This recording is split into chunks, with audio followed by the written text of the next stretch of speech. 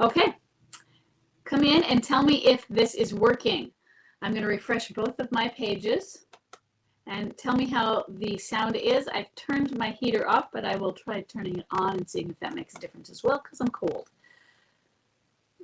Right now I have the microphone plugged in, so we're going to see if this works this time.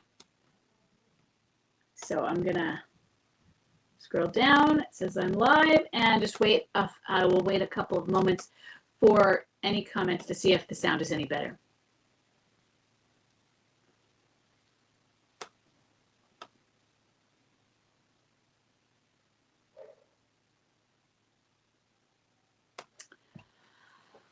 Okay. Waiting for live. Okay. I don't know if it just clicked out for a moment for you, but it did for me. Still buzzy. We can deal with it. Let's deal with it then. If it's still buzzy, but yeah, we had to try. Let's just get started. And I think recently when this happened, it finally just kicked in okay. So if it does kick in okay, let me know in the comments. Might not see it right away if I'm reading, but it'll be good to know. Okay, so let's get started. Today we have Stephanie. Her bomb drop was September of 2017. She is a clinging boomerang and a low energy wallower. She asks me, after your husband decided to come or came to realize he wanted his family back, did he talk to you about what he was going through in his darkest moments? I'm one of the lucky ones. Mine is back, and he's been amazing for the last 2.5 years.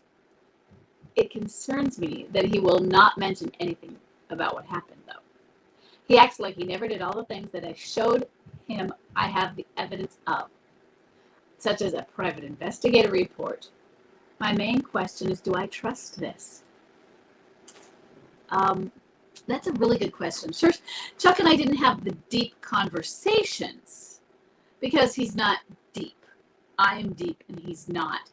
But everything was always out in the open up front. And counseling was a requirement. So one of the things that it sounds like to me is that it's been rug swept rather than healed through and recovered from. And if it is rug swept, you might trust that he is better now, but what has been learned? How do you know this isn't going to happen again when things get bad? Because when things happen, we go to negative coping skills when we are having trouble coping. We fall back into bad patterns. So you or him, anybody saying, oh, I won't do that again, I've learned my lesson, doesn't work if you don't show how you have learned to change the behavior in similar contexts. And now it might not be a similar, dad died and I was having trouble. It might be there's a pandemic. It might be I've lost my job. It might be I'm having health issues. The context is trauma. The context is life is challenging. It's not easy. It doesn't have to be the same exact pieces of that context. But until you've been tested in that context, saying, oh, I've changed now. And then, and you should know it because for the last 5 years, things have been great. Well, maybe there haven't been challenges for those 5 years. What happens when hardship comes along?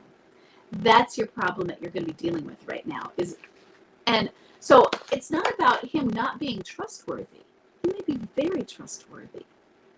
But you haven't gone through and practiced and talked about having ways to deal. You know what? We need to talk to each other when you're having certain feelings, when you're having a challenge at work, when you're having these. And if we don't, then we start going down the negative path again. And what are we going to do when we see these markers, these warning signs? We need some form of an action plan. And he's afraid to talk about it. He's embarrassed to talk about it. He's ashamed. He feels so guilty, so terrible. He just wants it to go away. And he's been amazing. I want you to tell him that. Let him know you've been amazing since coming back. You've been amazing. I trust this piece of you right now, but I know your potential for greatness, and I know your potential for to be terrible, because I've seen both. And just because I see one now, you haven't proven to me that in poor times, I know there's a pandemic, maybe it is, but when there's great challenge, when something else happens, when life goes off the rails, that it's not going to happen again. And that's what counseling is for. So I'm not concerned, trusting this and trusting him are not the same thing. I don't trust this. And I don't trust this because, yeah, it could continue and it might not. But there are so many pieces of life that are out of our control. This pandemic, did you create it? If you did, we all want to talk to you. But I don't think you did. So that's external to you, but it's affected you. And you haven't figured it out. You're just rug swept from this is just what it sounds like to me. He won't mention anything. And when you try to bring it up, he might get angry. Or you're afraid because you're afraid to rock that boat. You're afraid of what he's going to do. So you don't bring it up. So you enable the rug sweeping as well. Get some help. And if he refuses to go to counseling with him because things are fine, they're fine. He's going to maybe be irritable about it because he's so embarrassed. You go without him. And you say, well, I'm going to go. And you are welcome to join me. Right now, I don't want you to give him an ultimatum to join you. But I want you to go. And then you bring that back. And find ways to bring these topics up in a manner that doesn't feel like he is having to come out and reveal himself, that things that are uncomfortable. I want him to be more comfortable with his vulnerability. And that can take some time. It's building a different kind of trust. And he might not be aware that he has these defenses up until they show. So good luck with that. And let's move on to question 2. We have Robin. And Robin has Robin's bomb drop was March of 2021. She has a boomerang and he's a high energy replayer. My question is, how soon after triggers can MLC begin? Here's our timeline. January 4th or 5th, I think maybe you're saying a date. We found out a friend's cancer was back, and this time it was more aggressive. It was considered stage 4. January 13th, we lost our father-in-law. January 29th, my birthday, my husband was passed over for a promotion, and they didn't even tell him while he was at work. They called him while he was heading in the car home. Oh, what cowards. I am so sorry they did that to him. That's terrible behavior. And the bomb drop was March 6th. People often refer to Chaos Kid having a huge impact on midlife crisis, but he actually had a pretty great upbringing. So how does that affect MLC? Okay, so the first thing is when I look at Chuck's family, they're normal. His parents were married for 50 couple. We went the 50th anniversary, so maybe 52 years before his mom died. Good, solid marriage. Oh, they were kind of uptight people, not very accepting. Mom pretty prejudiced, but overall, it was relatively stable and healthy. There's always some dysfunction somewhere. I mean, Chuck grew up, trying to be pleasing to each of them and feeling that his dad was overly critical. What I saw was his mom was often blaming his dad when his dad wasn't the culprit at all, but she made sometimes people think it was him. Your father wouldn't like that. And later when we went to his dad and we were just talking about something else, probably, he was very surprised when it came out. What? That doesn't sound so. So there was a lot of sheltering things, but it wasn't a bad upbringing. I don't know how he rates on the Chaos Kid, but probably not high. But here's what happened with Chuck. He had a milder midlife crisis. Oh, and I hate saying that. I really hate it. So here's what I mean. When I say he had a milder midlife crisis, Chuck was a clinging boomerang, and his crisis was about 3.5 years. That is the mild part when I say it. That was on the short end. Now, while we were going through this and I was posting on the divorce busting forums, I was often saying, is this a milder crisis? Well, no, I've seen some that seem mild, and his crisis was nothing like that. He was out there, high energy replay, sometimes monstering, but mostly for him, it was the attachment to me and not wanting to let go and pining away for me.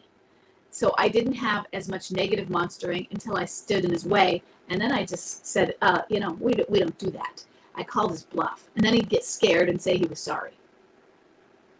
So what's going on with this is that we do not know, he may not have a longer, he might have a shorter MLC.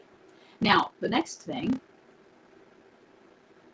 hold on, let me refresh my screen for a moment. Yeah, Lupe, we know about the buzzing. Now, I'm more curious about this spammer that's coming in, and I don't know what to do about that.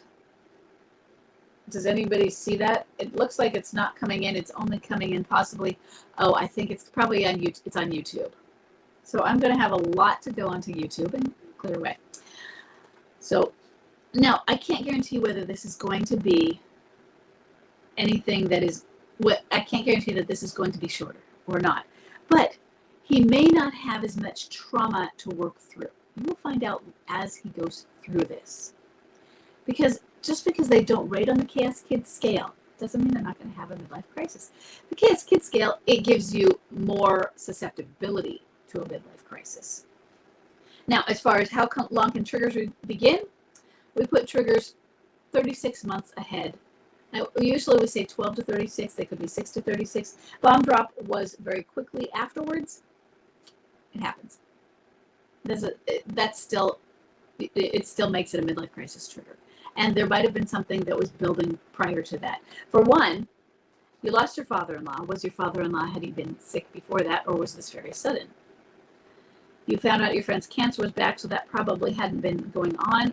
Your birthday, he was passed up for a promotion. Had he been working really hard for this promotion up to that point? So think of, was the trigger, say, losing the job, not getting the promotion, or was there some roots in it with all the work that was going into it? His dad had been sick for several years. So some of those things could be roots that were contributing to a trigger. And then the trigger just got pulled a little bit more. But like I said, I can't guarantee you, but he might have let's not use that milder term, but it could be shorter. Or it could be not shorter, but milder. Or you can combine both of those. You just might not see as much of the monstering. He might have better coping skills. Remember what I talked about with Stephanie a minute ago, and the negative coping skills, how we fall back into those. His coping skills, he might be more stable at those points. He might have better coping skills, not good ones, because he's not doing too well on those right now. But they might be better than others. And he's been working on that promotion for a long time. That's a huge letdown. Okay, let's move forward to number 3. We have Marianne. And Marianne's bomb drop was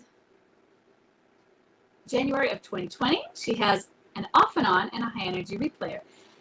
And Marianne's husband was a clinging boomerang for the first year, and he was an extreme clinging boomerang.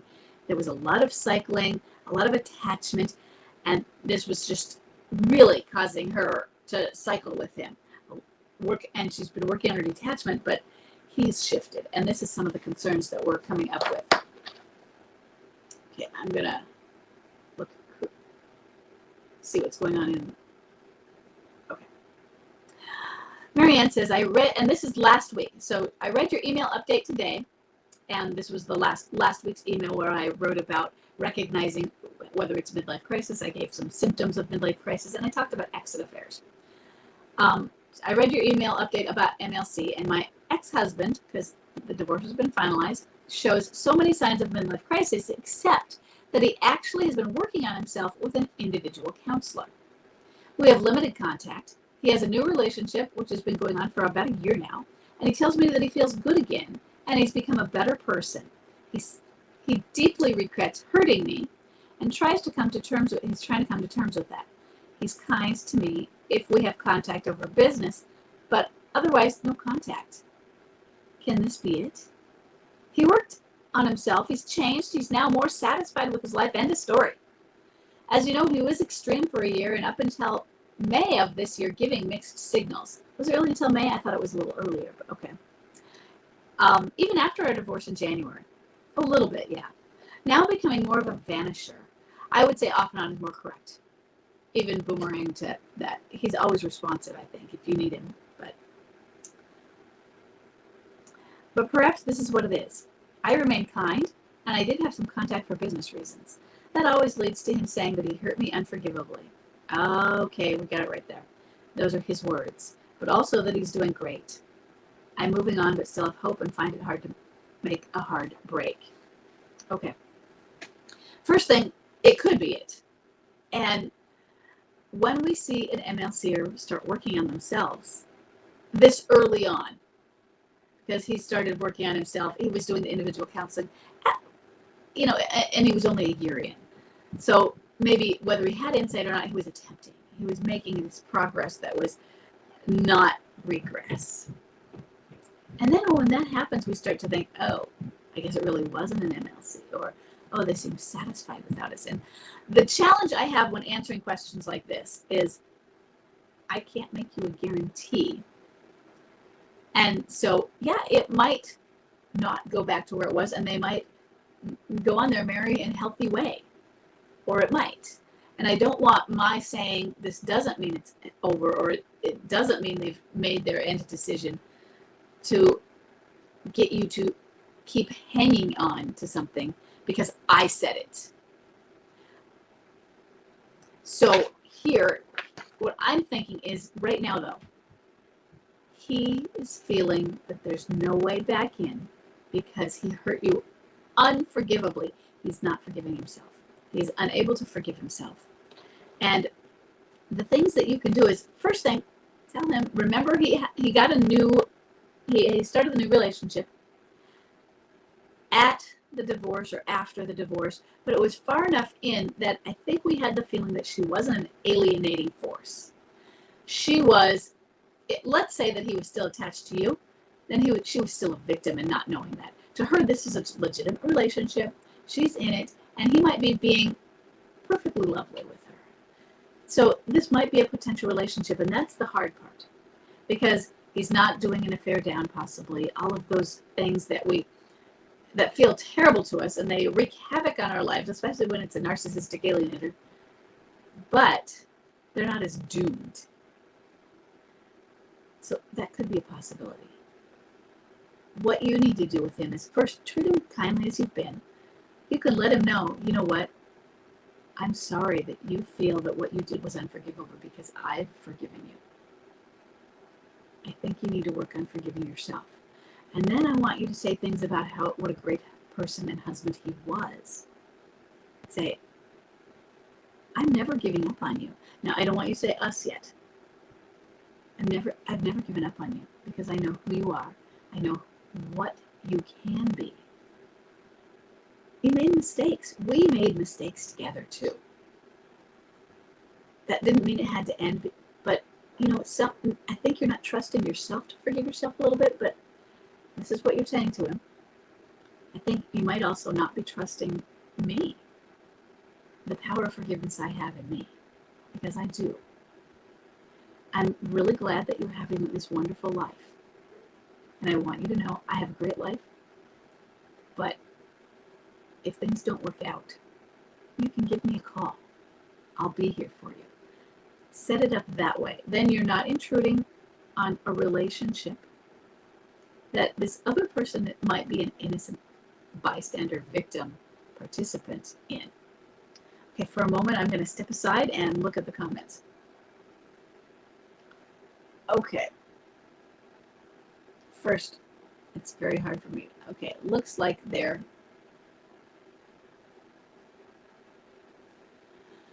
okay. Okay, Lupa, you've got a question. And then I see Chuck.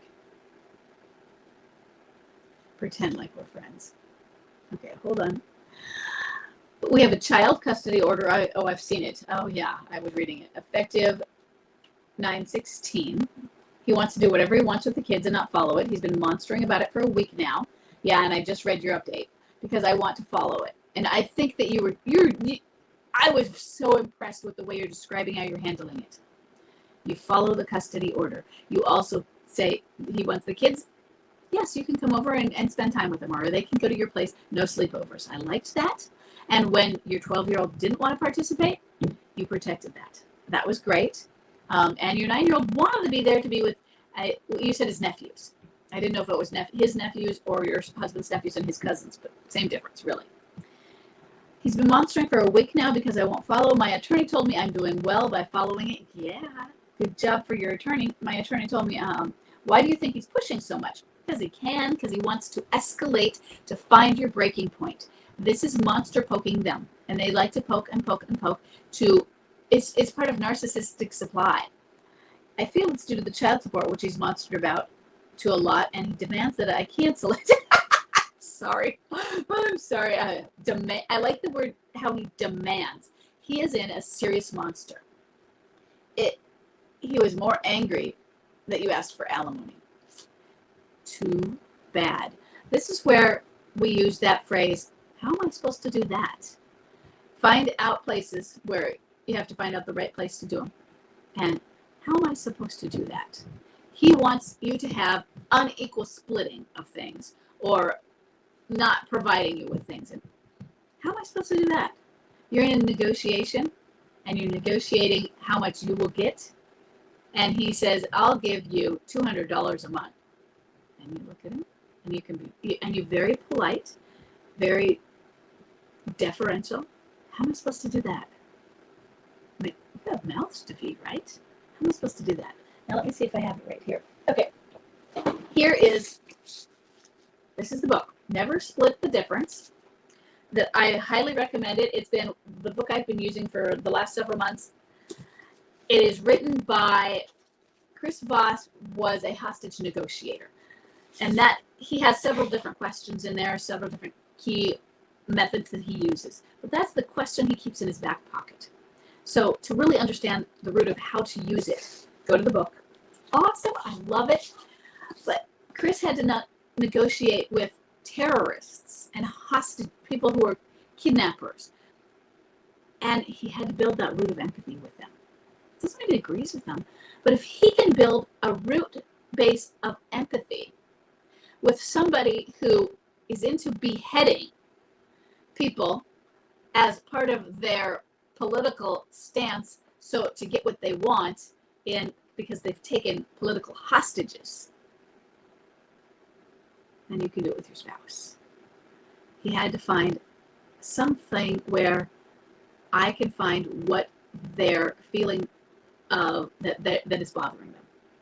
Oh, you're doing this because you don't like the United States, because you feel they've done all these things against you. And so you've taken action by kidnapping citizens who are abroad.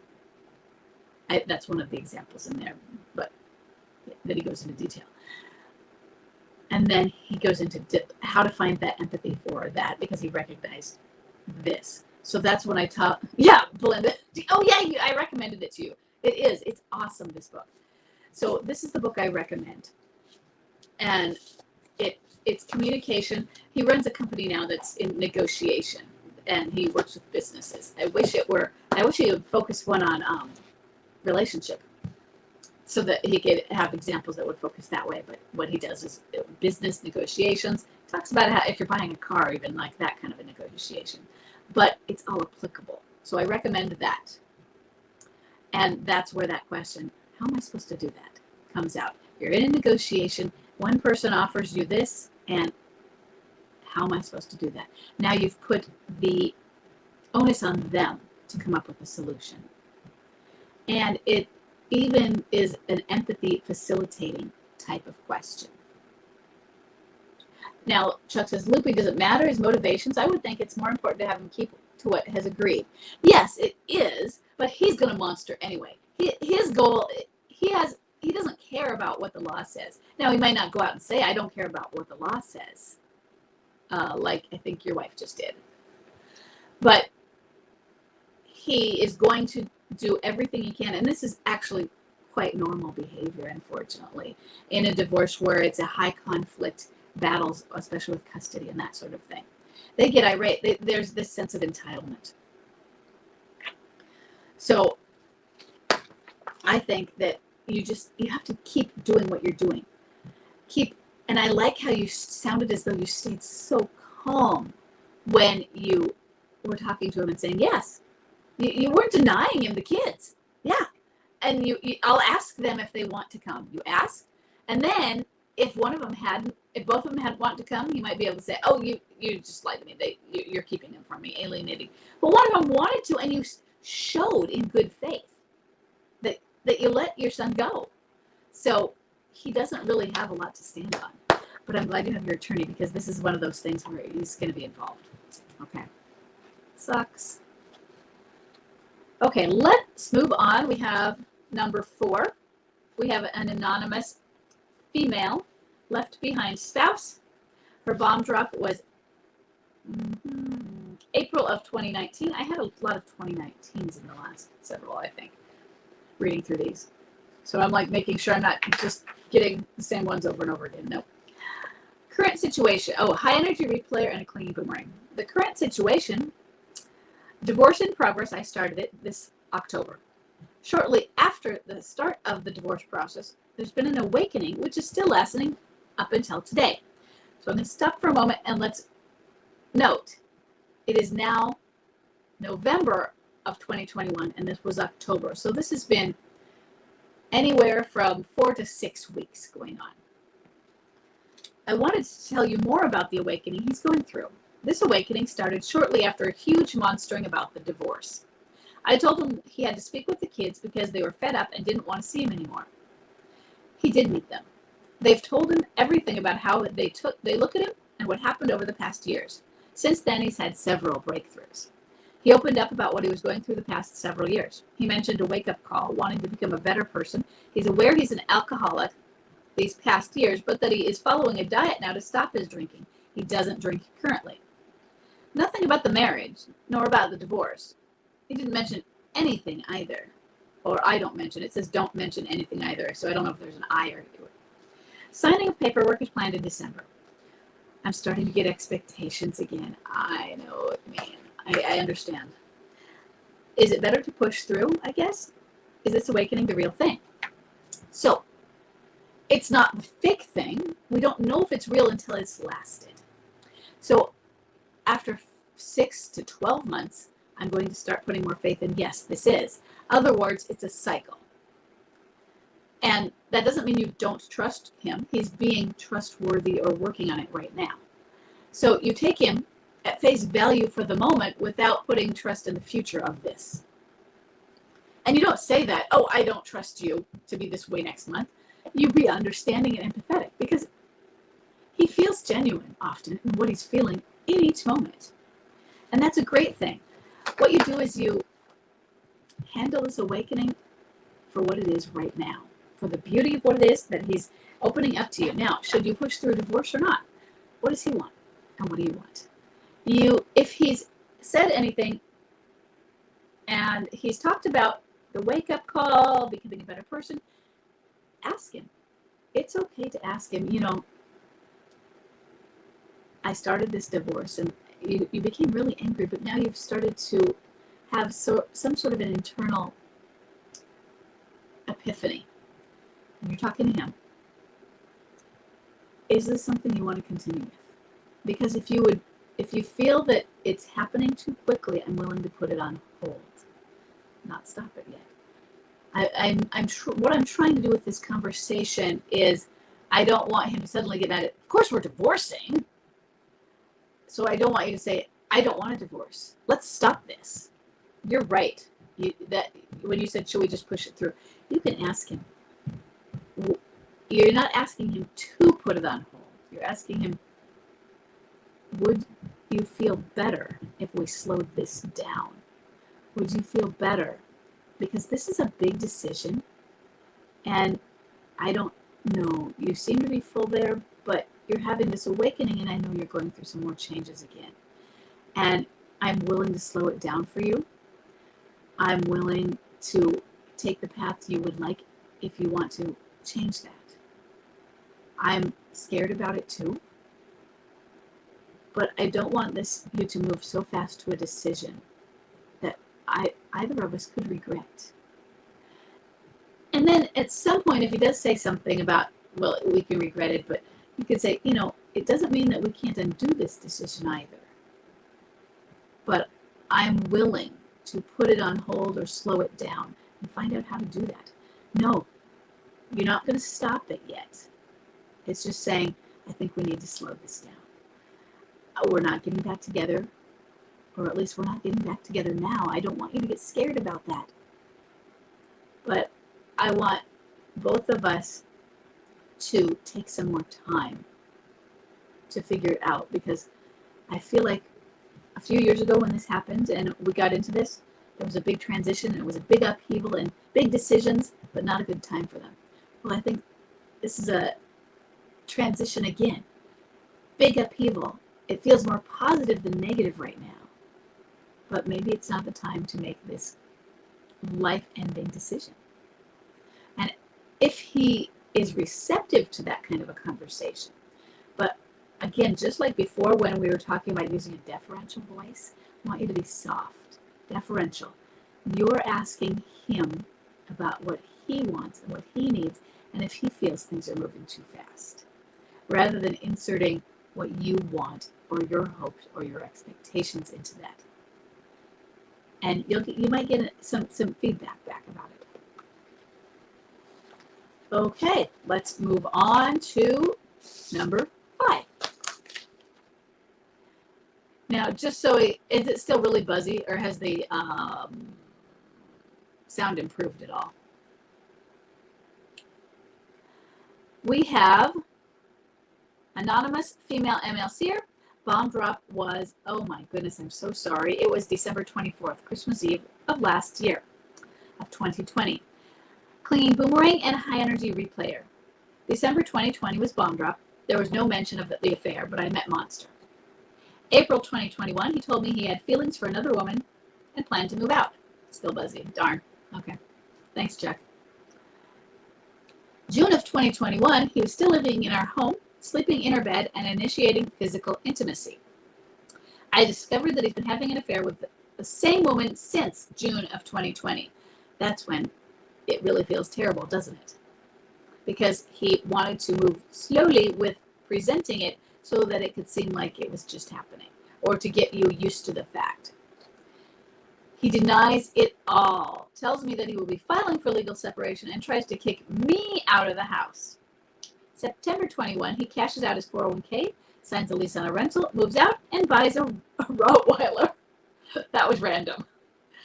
Now that he's out of the house, he texts daily because of the kids. 90% cordial, but he also monsters via text at times. Literally pages of text telling me how horrible I am. That doesn't sound very cordial. 90% cordial?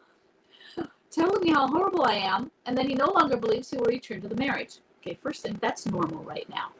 We're not quite, we're 11 months after bomb drop. Uh-oh, Eli's at the window. So he should still be feeling that way. Monstering at you, telling you, I'm never coming back, you were horrible, all of that. Today I remained calm, good, and responded with, I'm sorry you feel that way. And the taunts continued. Yes, they will. He texted all day. Should I ignore them altogether? Set a boundary. Can you do both? You can ignore them. That's fine. Now, one of the things that I wanted to say when I was reading through this is, I don't use cell phones. It's not because I can't afford them. It's because I don't want to be bothered with all of that gadgety people being able to text me and stuff. So I don't have a personal or experiential concept of texting and getting them and having to read these all of the time. So I don't, it's so setting a boundary, it's not the same as if he was calling you. I have that experience. I know what a phone call is and to get those. Even with email. I would set a boundary. You can say, you know what, I'm going to block your texts if you keep doing this. But 90% of it is cordial. So you need to filter them. How long does it take you through the day to read these texts? Is it fast or not? So you need to feel that, is it abusive to you? Some of it sounds like he is being abusive. You can do an I'm sorry you feel that way. You can say, you know what, I'm sorry if you're going to file for divorce. That is your prerogative. You're allowed to do that. It's your divorce. I like that. This is your divorce. And all of the texts that you have sent me will be part of what goes to lawyers. So we both need to make sure that we are professional and cordial in our correspondence, because the courts will see them. That sort of thing gets brought in, and I don't want it to negatively affect either of us. So we need to work together to make this a smoother process. And if you aren't going to abide by that, I'm going to have to block you from texting me. Something like that. And see what happens. Now, what could happen is you could escalate it because they want to keep poking and poking and poking. Okay, hold on. Let me see. I'm going to move on. And we have number 6, Gary. Gary's bomb drop was March of 2019. He has a vanisher, and he says he's not familiar yet with energy levels terms. My wife moved out on March of 2019. Is it normal for them to continue to tell you that you need help without specifying what sort of help that you need? She says, I need help. She won't tell me what it is. And she continues to bring up the past. Is this normal? Well, it's not abnormal. So the first thing I'm going to go with, Gary, is that that's the only piece of information I have on your situation. And let's go with the wheat. You know, a pancake has 2 sides. So what would she say? If I were contacted, if she were talking to me, what would she say? Would she be projecting blame? Would she be saying, it was so horrible, and he doesn't even know what he did? Now, then we could go with, well, he's not a mind reader. Or he's so horrible. Sometimes I'm having trouble verbalizing it. I'm just not happy. But it's him, and there could be a projection of blame. But I also want you, and this is something for all of us to do. We also need to look in at ourselves. Go into the past, see what are their minor complaints about? What are their major complaints about? When there were anything. And not about you. I'm talking general. When your spouse was unhappy with something, what were they unhappy with at work? What were they unhappy with in different things? What were they critical of as a person in life? And how did you meet those critical needs? In other words, if they weren't having a good time at work and they came home, how did you handle this with them? It's just an example. I don't mean that's what's happening specifically with you, Gary. But how are you handling the bad parts of their life?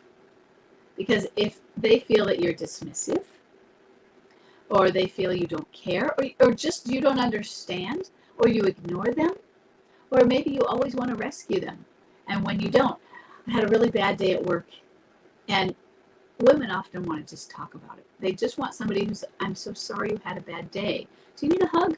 Or here, let me get you some coffee. Why don't you sit down? Men want to solve a problem. So they come in and they start, well, first, what did you do wrong? Because if I can solve the problem if I know what happened.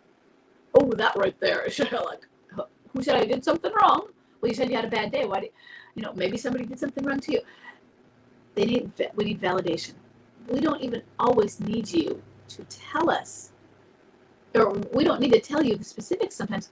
Sometimes it's just enough to know that it was just really long and stressful, and I just want to sit down. I wish I could cry, or whatever it is, whatever emotion. They just want a hug.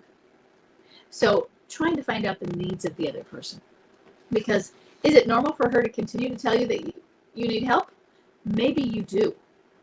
I'm not being rude. I'm just saying because you haven't given me any other information. And so maybe you do need help.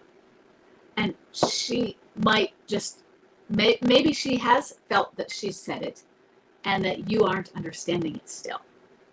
She continues to bring up the past. Is it normal? Yeah, it is. Is it normal that, first thing, one of the questions I had is you say she does these things and she continues to, but she's a vanisher. So how is she a vanisher and continuing to bring up the past to you? Because if she's a vanisher, she's not having contact with your communication, but you're also implying that she's continuing to do things like bring up the past toward you. And so those two aren't maybe is she having a little bit more contact than you're thinking, or are you just hearing these things through other people? Is it normal for her to continue to blame? Let's say, if she's not looking at it herself, it is normal to continue to project and project and project, and people can do it forever, as long as they avoid their own reflection. But all of us, both parties in this relationship, need to have that mirror. And so the question I have is, are you looking at the mirror? Ask other people. Go to counseling and find out. Talk to your counselor to find out where your issues might be. And then maybe you can dig deeper into that. Talk to any friends. Do you know what's going on with her? Why is she like this? I just don't understand.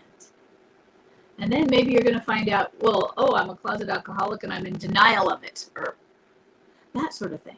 Because I don't know what you're denying as well.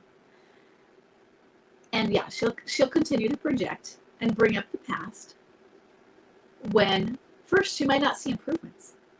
If you aren't acknowledging and she's not explaining, we're at an impasse. But sometimes we have to figure these things out without saying, well, you have to give me the information. What happens this is one of the problems we have with closure, when MLC is often triggered by the dad dying. Well, now you can't get answers from the dad anymore. But we still have to figure these things out. That's why I suggest counseling on your part as well. I'm not saying it's you, but neither of you are perfect. So there's always going to be something that we can do to improve on and work on our own self-development. Okay. I've got 2 more. Don't know if I'm going to get to both of them. Well, I have a few more here, actually. And I don't know if I'm going to get 2 more or 1 more in, is what I mean. So we have an anonymous female MLCer. She has bomb drop was, okay, I know this one. Okay. Bomb drop was July of this year. He lives at home and he's a low energy wallower. So we've been married for 15 years and have an 8-year-old son. I'm needing support to detach and live with a classic live-in wallower. He has a fantasy emotional affair, with his physical affair, who I've had my suspicions about for a while. How cliche, insert vomit emoji. I love that. Workaholic, overt depression, very fleetingly does he say out loud that he is a failure, less monster, I like your check boxes. But so mean and apathetic, literally changed into a mean new version of himself the night after bomb drop. Yeah, they do that. We'll talk about that. Crisis seems milder. Suppressed anger and rage, moved into another bedroom, despite me saying, if you move out of the bedroom, you move out of the house. How am I supposed to survive in a house with my husband, who has told me on several occasions he no longer loves me, he no longer sees me in his future, and I will not add to his happiness? So traumatic, and it came out of the blue with a thump. I have hit the point of barely being able to look at him or speak. I realize that I need to be respectful to him for my son, but this is torture. So first thing, that top part about him just changing 180 after bomb drop. Yeah, that's not uncommon. This is why I say that midlife crisis the time clock starts at bomb drop, because they've dropped the bomb. That means it's now public. And it doesn't mean that anyone other than you knows, but they have now communicated it to you, or you could have brought out without intending to a bomb drop by discovering an affair. But there's been now communication. It's in the open. I'm not happy. I'm having an affair, or I want out, or I hate you and you're horrible. All of these things. It's in the open. You don't need to hide it anymore. Once you don't need to hide it, the mask falls off. And so the behavior does change. They get that freedom. So he immediately had that freedom. Is this crisis milder? You haven't been in it long enough, and the way you're describing it, the horror of it, the terrible trauma, the abuse, emotional abuse you're feeling, I wouldn't say that it's milder. I think you're focusing that it's low energy wallower right now, and so he might not be doing some of those higher energy antics, but he's seething with anger. And his anger doesn't seem like it's below the surface. It seems more like it's metaphorically boils out of his face. I can picture his anger so there, not under the surface, but coming out. It's just that it seethes the type of anger that a low energy wallower shows, but still is anger, versus the larger than life high energy anger, where maybe even bigger movements, faster actions, more likely to take big actions such as moving out, are the high energy, but it's still anger. So first thing, you told him that if he moved out of the bedroom, he had to move out of the house, and then you didn't follow through with it. Now, if that's your boundary, that's your boundary. I personally don't think that's a boundary this early to set. I know that you're thinking fast on your feet when you say those sort of things, and you're like, I have to say something, and that's just not fair. Here's what I did. I told Chuck that Tamil, our German Shepherd, she can't go with you on camping. I didn't have kids, and so I started to get protective of the dog. And there's a pit bull there. What if the pit bull hurts her? I don't have a problem with pit bulls. I was just trying to, keep my dog. And I was going overboard, and I was in a panic. And I had to back off of that. Say, I'm so sorry. That was, and I let Tamil go camping. She's a dog. So you said something that was probably not something, clearly you weren't following through with it, because you didn't. You said, if you move out of the bedroom, then you need to move out of the house. What are you going to do to keep that kind of boundary? No, I'm not saying, hey, how are you going to do that? I'm saying, what are you going to do? And I'm also saying, I don't think that that's a good boundary to have this early in. Maybe if there's a physical affair, it's iffy, because you say you have emotional affair, fantasy, and then you say physical affair. And we'll talk about that later as well.